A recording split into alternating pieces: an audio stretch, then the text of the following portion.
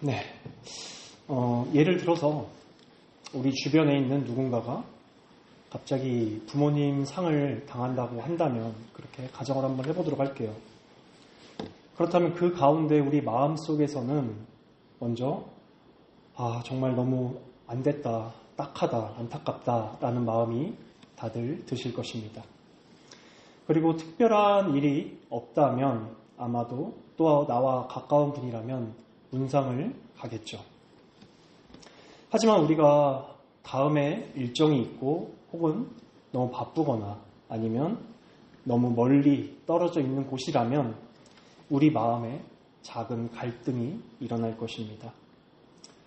친하게 지냈으니까 꼭 가보기는 해야 될 것 같은데 다녀오면 내 할 일을 다 못하게 되거나 아니면 어떤 어려움을 겪게 될 것이 뻔히 보일 때 우리 마음은 약간은 주저하게 될 것입니다.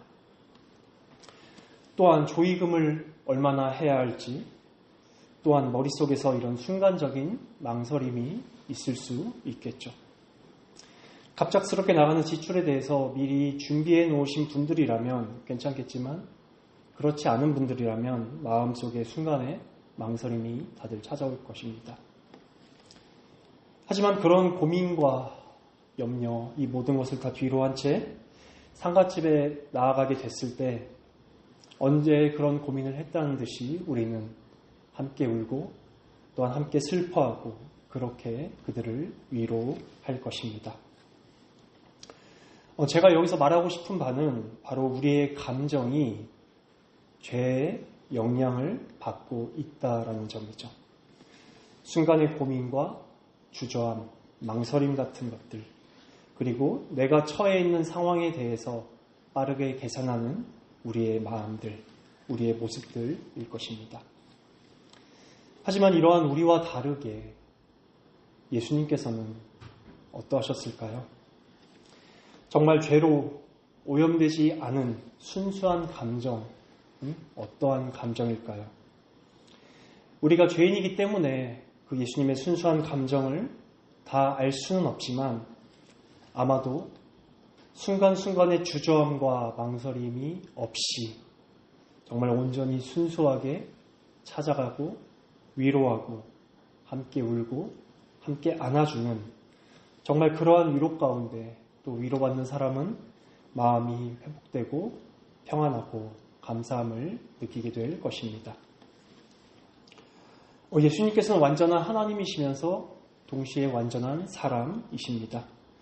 우리는 보통 예수님께서 이 땅에 계실 때는 완전한 사랑과 완전한 하나님이셨지만 하늘에 올라가신 이후로는 예수님께서 참 사람이시다라는 이 진리를 마음 한켠에 살짝 몰아넣는 경향이 있는 것 같기도 합니다.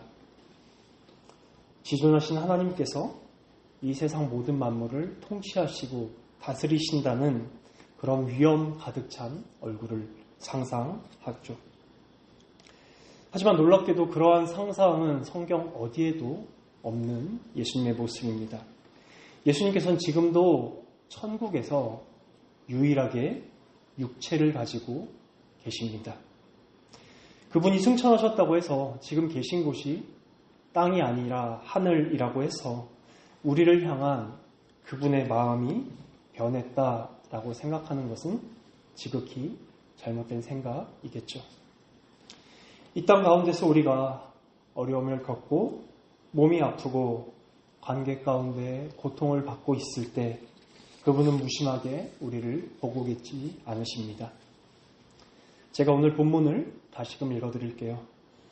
예수께서 그가 우는 것과 또 함께 온 유대인들이 우는 것을 보시고 심령에 비통히 여기시고 불쌍히 여기사. 이 땅에서 우리가 어려움을 겪고 몸이 아프고 관계 가운데 고통받고 있을 때 하늘에 계신 예수님의 마음은 이 땅에 있을 때와 동일하시게 심령이 비통히 여기시고 우리를 불쌍히 여겨 주십니다. 우리가 이 땅 가운데 올 때 예수님께서는 마음속으로 함께 우시고 또한 함께 슬퍼하시고 함께 우리를 위로해 주시죠.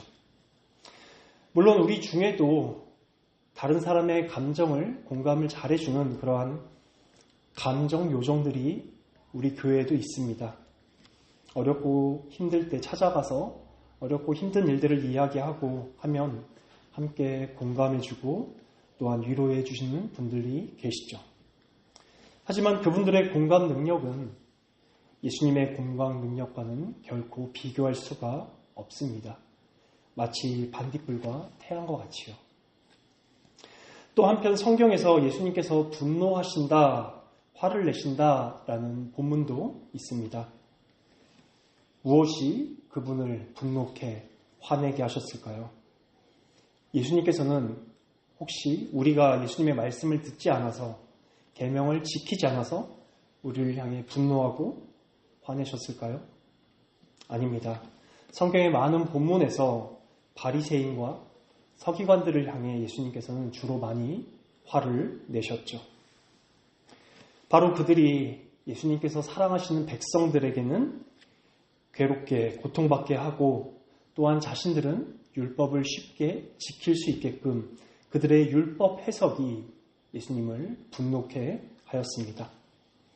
서기관과 바리새인들은 율법을 자신들의 입맛대로 해석해 놓고 자신들은 쉽게 지키지만 백성들은 지키기 어렵게 만들어 놓았죠. 이에 대해 예수님께서는 이렇게 말씀하기도 하셨습니다. 마태복음 23장 4절입니다. 또 무거운 짐을 묶어 사람의 어깨에 지우되 자기는 이것을 한 손가락으로도 움직이려 하지 아니하며. 예수님의 분노는 정당한 것이었습니다. 예수님께서 사랑하시는 자신의 백성들을 괴롭히고 고통스럽게 하는 바리새인과 서기관들을 향한 분노는 지극히 마땅하고 당연한 것이었죠. 또한 성전에서 환전상하는 이들을 손으로 만든 채찍으로 그들을 내쫓아내셨습니다. 성전에서는 양이나 비둘기로 제사를 드려야 하는데 집에서 양이나 비둘기를 가져오면 흠이 있다고 불합격시키면서 성전 근처에 있는 양과 비둘기를 사도록 하였죠. 근데 그 값이 일반적인 값의 10배에서 20배 가까이 폭리를 취하면서 그렇게 부정한 방법으로 그들은 백성들을 고통스럽게 했습니다. 이들을 향해 예수님께서 분노하신 것은 고통받는 백성들을 향한 예수님의 사랑이었죠. 성전이 어떠한 곳인가요? 비록 죄를 저질렀지만 그럼에도 불구하고 하나님의 자비하심에 기대고 의탁하여 동물의 희생제사를 드림으로 다시금 하나님과 관계를 회복하고 아버지와 교제하고 소통해야 하는 그러한 곳이었습니다. 하지만 저렇게 장사꾼들이 폭리를 취하다 보면 백성들은 성전을 강도의 소굴로 여길 수밖에 없게 되겠죠. 또한 우리가 오늘 살펴본 본문 역시도 예수님의 의로운 분노를 살펴볼 수 있는 본문이기도 합니다. 예수님께서 사랑하시는 나사로는 예수님께서 다시 살리실 것이지만 나사로를 죽인 죽음, 죄, 죽음의 권세를 가진 자를 향해서 우리 예수님께서는 끓어오르는 분노로 분노하시고 동시에 죽음으로 고통받고 힘들어하는 마리아와 마르다를 향해 혹은 그 밖의 사람들을 향해 동정심 가득한 눈물을 흘리곤 하셨죠. 그분의 동정심은 죄의 영향을 받지 않는 완전히 순전하고 순수한 감정이었고 또한 죄와 죽음, 사탄을 향한 그분의 분노는 거룩하고 위대하고 의로운 분노였습니다. 예수님께서는 회개하지 않는 자들 혹은 자기에게로 오지 않고 스스로 모든 것을 혼자 힘으로 다 할 수 있다는 교만한 자들을 향해서는 사자와 같으십니다. 하지만 회개하고 그분을 의지하고 그분을 의탁하는 이들에게는 양과 같으시죠. 자신을 낮추고 마음을 열고 죄를 고백하는 이들에게 예수님께서는 자비로 대하여 주십니다. 자애로 대하여 주시죠. 이사야서 53장 4절입니다. 그는 실로 우리의 질고를 지고 우리의 슬픔을 당하였거늘. 예수님께서는 우리의 질고, 즉 병으로 인한 괴로움도 아시고 이 땅에 살아가면서 겪는 모든 슬픔도 그분은 다 아십니다. 그것을 예수께서는 경험하셨습니다. 또한 그분은 무엇보다도 우리를 향해 늘 동정심으로 애정 가득으로 우리를 안기를 바라십니다. 우리가 어떻게 예수님의 품 안에 그분 안에 안길 수 있을까요? 우리는 기도를 우리가 원하는 바를 끊임없이 구하는 것으로만 여길 때도 있습니다. 물론 우리가 필요한 모든 것들은 예수님께 기도로 구해야겠죠. 왜냐하면 그러라고 말씀하셨으니까요. 하지만 정말 우리가 살면서 괴롭고 속상한 일이 있을 때 우리 그 마음 그대로 예수님께 기도로 말씀드려 보세요. 하나님께 기도할 때 마치 격식을 차리고 두려움과 엄격한 가운데 기도해야 한다라는 생각은 정말 성경적이지 않은 생각일 수도 있습니다. 그냥 지금 그 모습 그대로 편히 가서 편하게 말씀드리면 됩니다. 우리의 변호사이시고 또한 우리의 대언자이시잖아요. 예수님께서는 그 누구의 편도 아니시고 바로 우리 편이십니다. 우리와 예수님 사이에는 그 어떠한 것도 없습니다. 그리스도 안에 우리가 있고 우리 안에 그리스도께서 계십니다. 그리스도와 우리 사이를 말해주는 너무나 아름다운 신학적인 용어도 있습니다. 바로 그리스도와의 연합, 하나를 이루었다는 표현이죠. 죄인들의 친구가 되기 위해서 이 땅 가운데 오신 예수님이십니다. 또한 누군가로부터 상처를 받았다고 해서 그 얘기를 또 다른 사람에게 한다면 우리는 결국 험담으로 가게 될 것입니다. 하지만 그 상처받았다는 것을 우리가 예수님 앞에 아뢰일 때 그것은 우리의 기도가 됩니다. 정말 마음속 깊은 곳에 있는 나의 마음 그대로 아뢰고 그분께서 해결해 주시고 일해 주시길 바라는 것이 진정성 있는 참된 기도가 되겠죠. 그러한 기도 가운데 성령님께서는 우리의 마음을 위로해 주실 뿐만 아니라 혹은 오히려 내가 잘못한 것을, 우리가 잘못한 것을 깨닫게 해주시기도 합니다. 예수님께서는 우리를 섬겨주시기 위해 이 땅에 오셨고 지금도 우리를 섬겨주십니다. 우리가 기도할 때 우리의 마음을 위로해 주시고 공감해 주시면서 우리를 섬겨주십니다.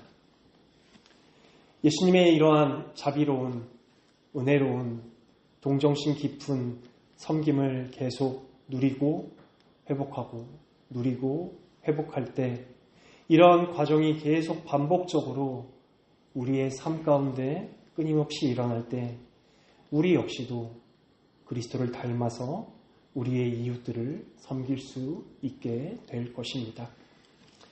우리를 향한 예수님의 깊은 동정심을 기도를 통해 계속 누리면서 그리스도의 섬김을 받을 때 우리 역시도 우리 주변에 있는 혹은 우리 가족들을, 우리 교회를 끓어오르는 동정심으로 섬길 수 있게 될 것입니다.